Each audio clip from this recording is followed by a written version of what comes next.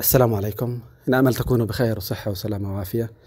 طبعا الشاعر اليمني الكبير المرحوم عباس المطاع بالنسبة لي يعد واحدا من أجمل وأعذب وألطف الشعراء الغنائيين في اليمن.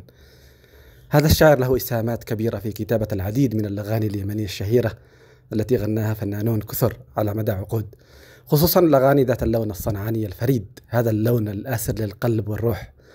عندما تسمع له قصائده أو تقرأها تحس بكمية هائلة من المشاعر والأحاسيس والذوق والفن والإتقان الشعري المميز. هذا الإتقان الذي يريح الروح ويكشف عن قوة شاعرية فريدة لدى المطاع، الذي نستطيع أن نقول بأنه أطاع المستمع وأطاع الأغنية وأطاع القصيدة. هذا الشاعر ولد في مناخ عام 1928 وتوفي عام 1993. كتب كلمات واحدة من أشهر الأغاني اليمنية الفرائحية المرتبطة بالعيد. هذه الأغنية تحت عنوان آنستنا يا عيد، التي جميعنا يعرفها، وهي التي غناها الفنان الكبير المرحوم علي بن علي الآنسي الذي توفي عام 1981، وهي أغنية ما زالت في صدارة الأغاني المحلية، ولم يستطع أي فنان منذ عقود أن يأتي بأحسن منها أو مثلها فيما يتعلق بأغاني العيد، رغم التكرار الكبير والممل في إنتاج أغاني عيدية متعددة. وقصة هذه الأغنية كما تروى أنه في آخر ليلة من ليالي رمضان في منتصف الستينيات من القرن الماضي، اجتمع الشاعر عباس المطاع والفنان علي الآنسي في أحد المجالس، ولم يكن في علمهم طبعا أنه يوم غد بيكون أول أيام عيد الفطر المبارك.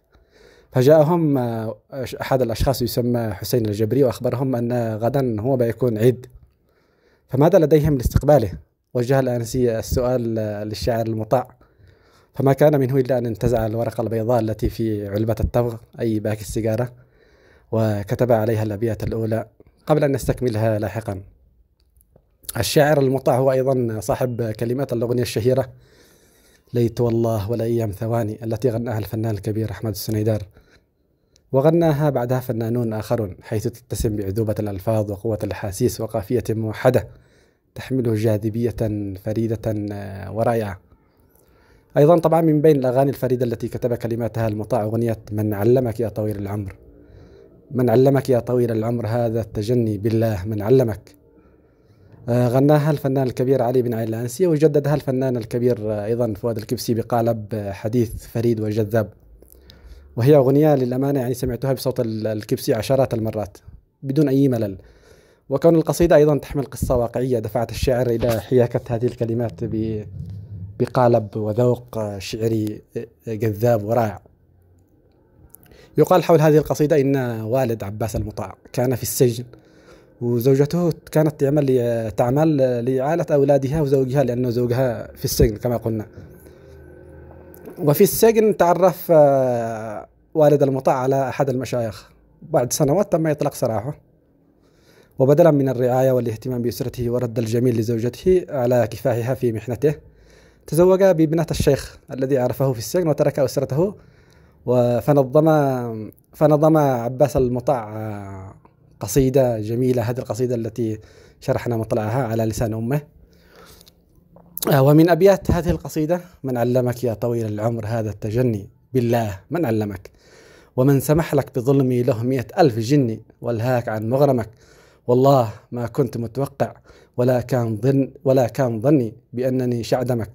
واليوم نبكي مع الأطيار وانوح وغني، أو ما حدا كلمك.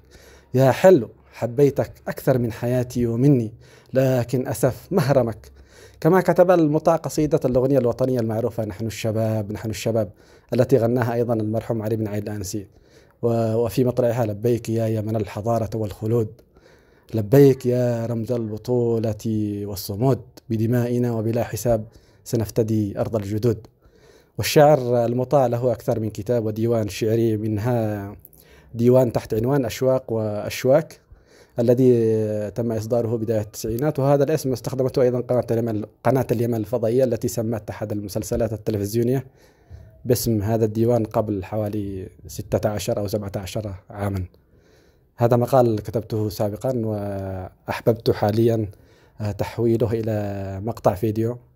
نتمنى أن ينال إعجابكم والمسامحة على أي تقصير لأنه بدون مونتاج أو بروفات. تحياتي لكم وللجميع.